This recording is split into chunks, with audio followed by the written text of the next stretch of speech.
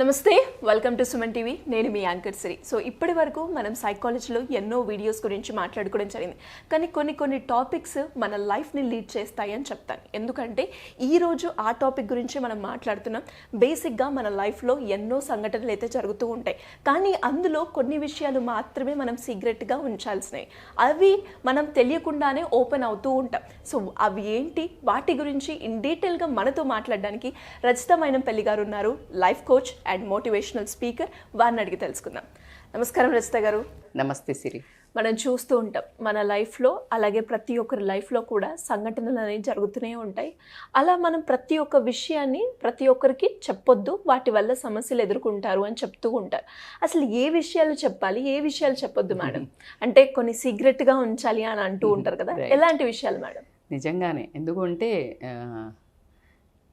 అన్నీ చెప్పాలి, ప్రైవసీ ఉండకూడదు అనే కాలంలో అయితే మనం ఖచ్చితంగా బ్రతుకుతున్నాం. కానీ మీరు అన్నట్టు ఏవి చెప్పాలి, ఏవి చెప్పకూడదు అనేది కూడా కొంతమంది పాపం తెలియక లడ అన్నీ మాట్లాడేస్తాం. అటువైపు ఉన్నది మందర బేబీ మూవీలో ఒక అమ్మాయి రోల్ ప్లే చేసి ఆ అమ్మాయి మొత్తం లైఫ్ని ఇట్లా ఎస్కలేట్ చేసేసింది మొత్తం కదా. సో అట్లా మనకు తెలియక కొన్ని పాయింట్స్ రివీల్ చేయటం వల్ల అందరూ అట్లా అని చెప్పను నేను. You should have one person. ఆ పర్సన్ ఎలా ఉండాలంటే నీ లైఫ్లో ఏమి అవకతవకలు వచ్చినా, అంటే డిస్టర్బ్ అయినా, ఆ పర్సన్ లైఫ్ కూడా డిస్టర్బ్ అయ్యే వాళ్ళతోటి మాత్రమే షేర్ చేసుకోవాలి.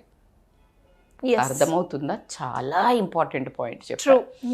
ఎవరు మేడం మరి నా క్లోజ్ ఫ్రెండ్ అనుకున్నా అంటే, నా మొహం అసలు ఇవాళ రేపు క్లోజ్ ఫ్రెండ్ అనే ఒక ట్యాగే లేదు.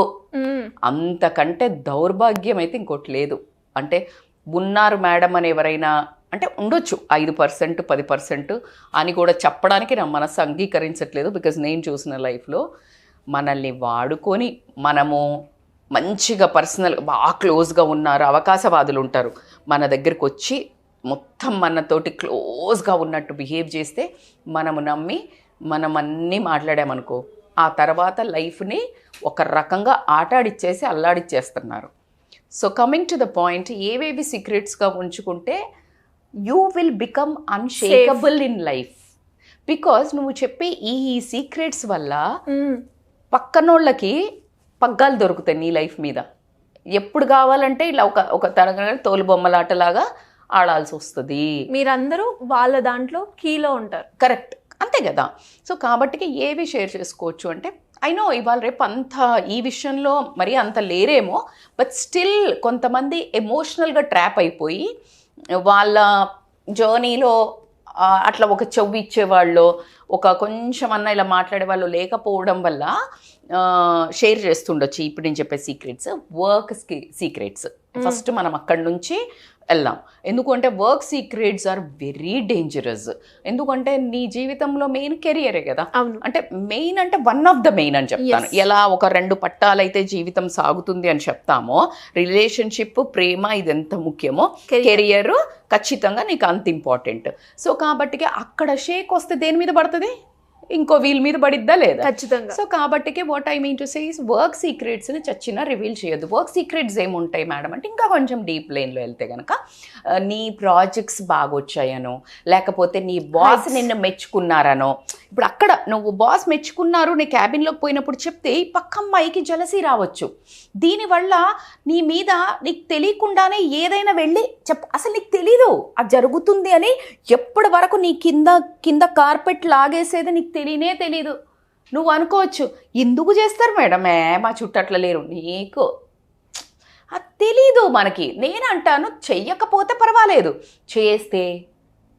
చెయ్యకపోతే well and good, you're in a safe zone. Why to tell?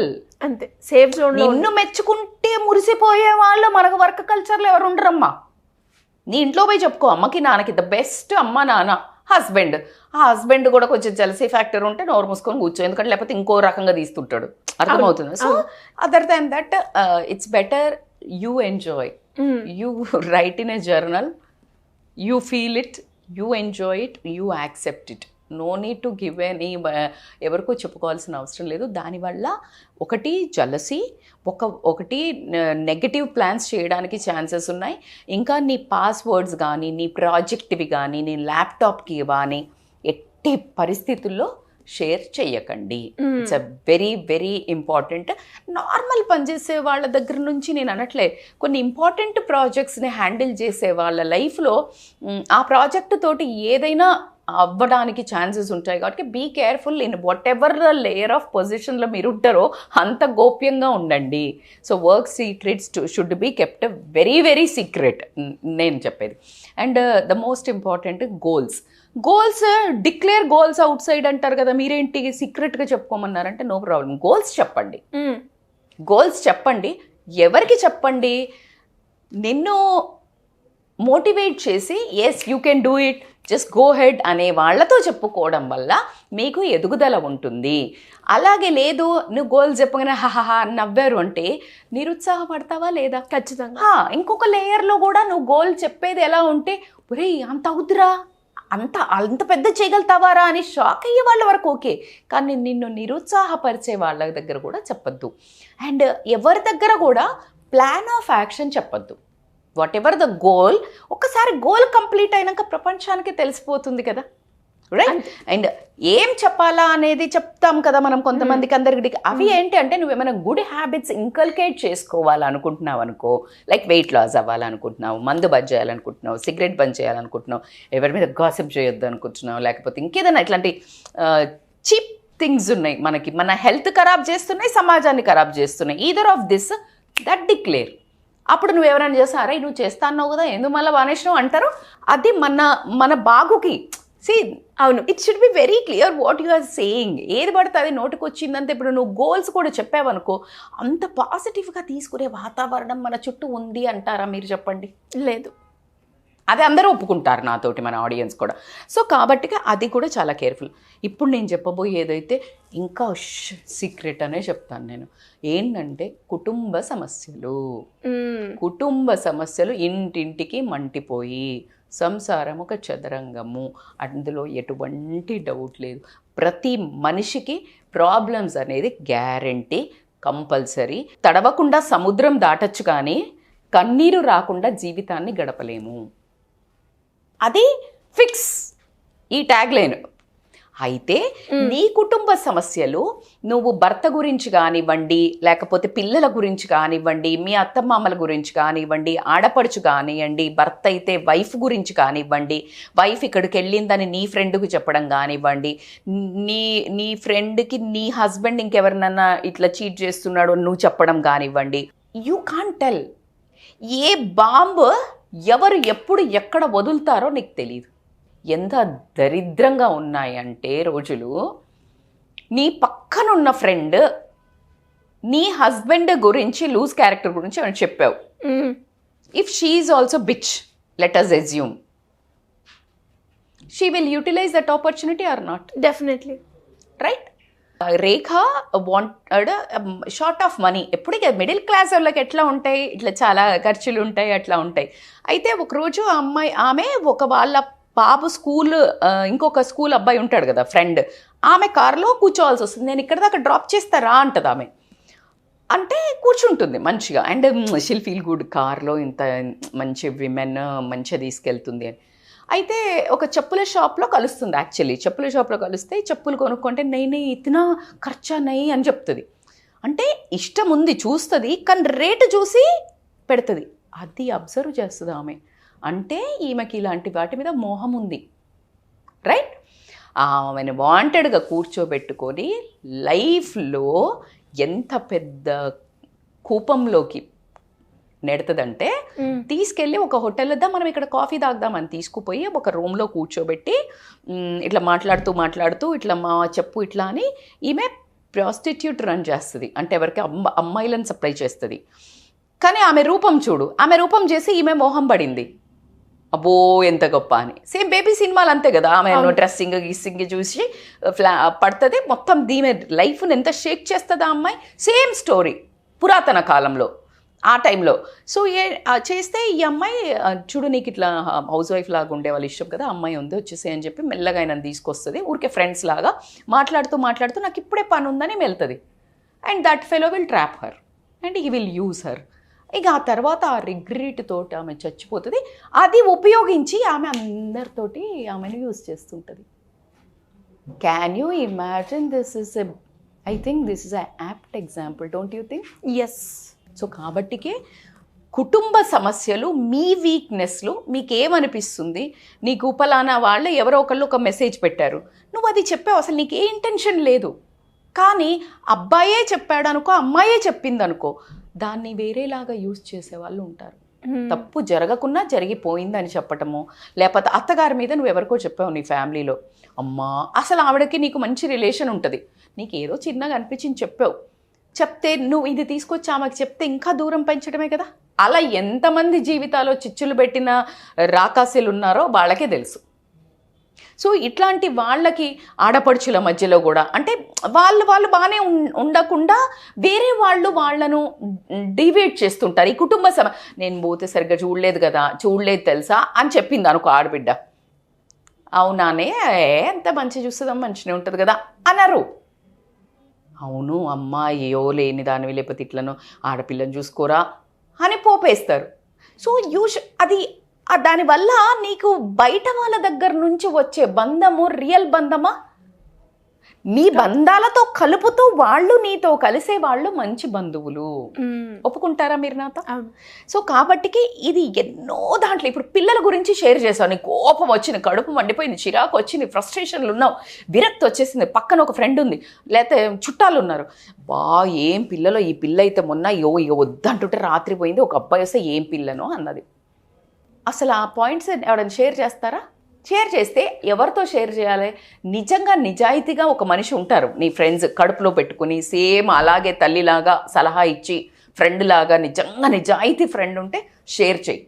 కానీ ఎవరికి పడితే వాళ్ళకి షేర్ చేయటం వల్ల ఏమవుతుందంటే వాళ్ళు దీన్ని 10 మందికి అంటిస్తారు. నీ కూతుర్ని ఎప్పుడు చూసినా అది పాపం ఆ టైంలో ఎప్పుడు ఎలాగో ఒక చిన్న హార్మోనల్ చేంజెస్ దేని వల్లనో because of situations, because of society influence, because of other friends influence వెళ్ళి ఉంటుంది. కానీ అది మారు ఉంటుంది. కానీ వాళ్ళ మనసులో ఏముండిపోయింది?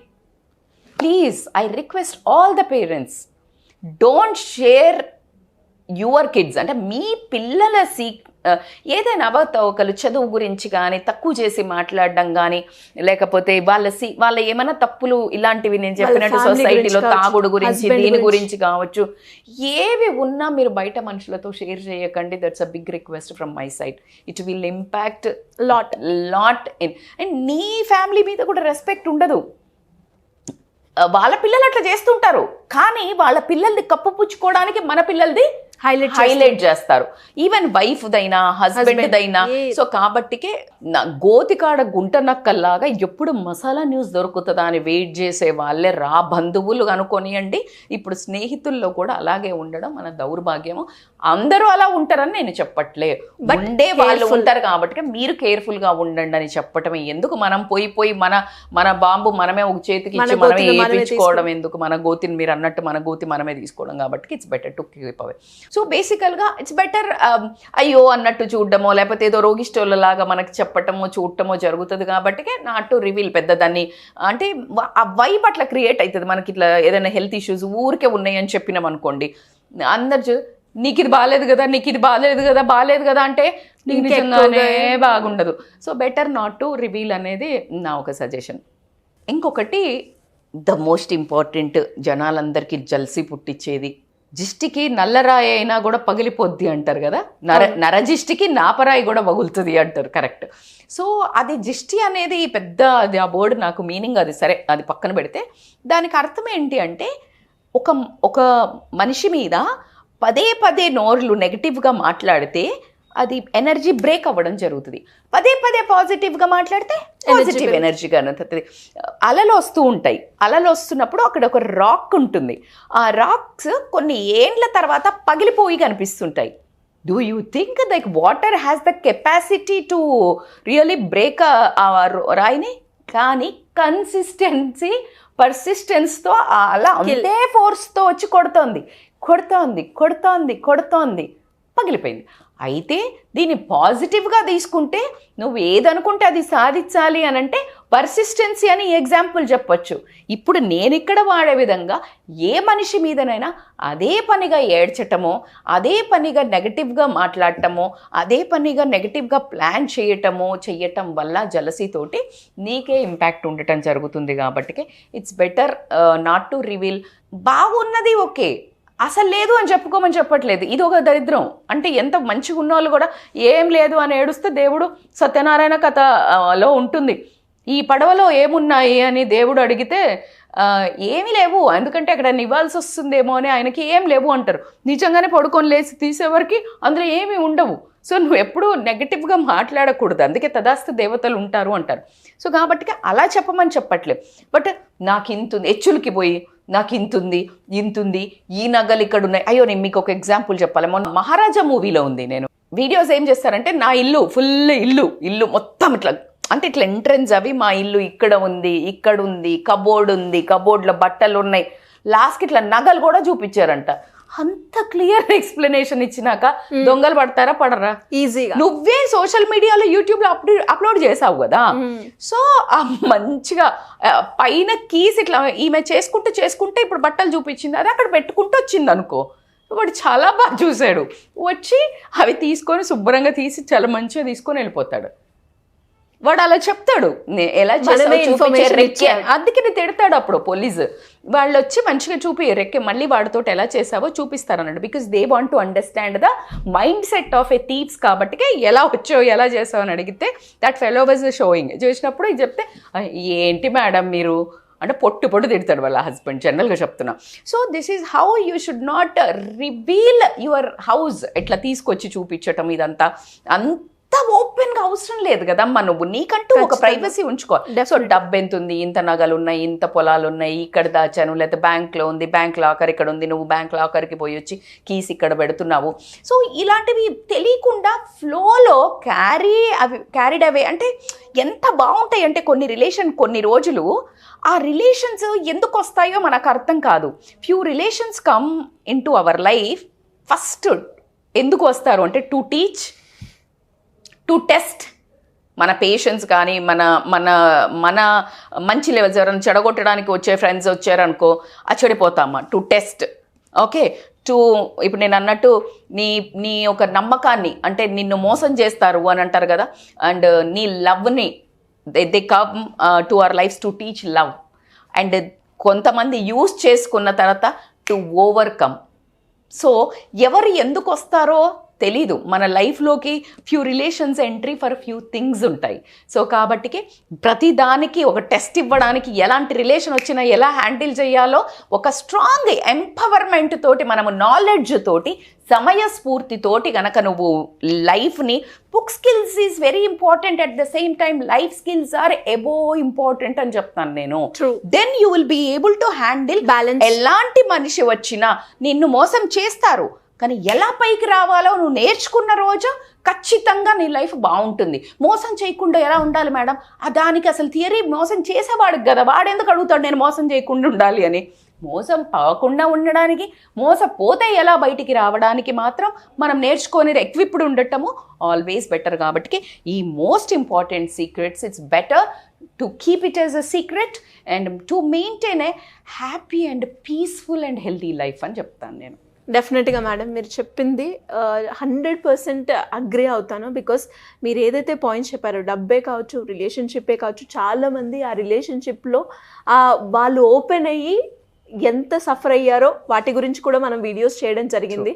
సో ఈ పాయింట్స్ని మాత్రం మనం ఎవరి దగ్గర చెప్పాలో ఎవరి దగ్గర చెప్పకూడదో ఈ వీడియో చూసన్నా వాళ్ళకి అర్థమయ్యి వాళ్ళు ఇంకా ఆ సీక్రెట్స్ని బయట పెట్టకుండా ఆ సీక్రెట్స్ని సీక్రెట్స్ లాగా ఉంచాలని కోరుకుంటున్నాను. Thank you madam, thank you so much. Thank you so much Siri.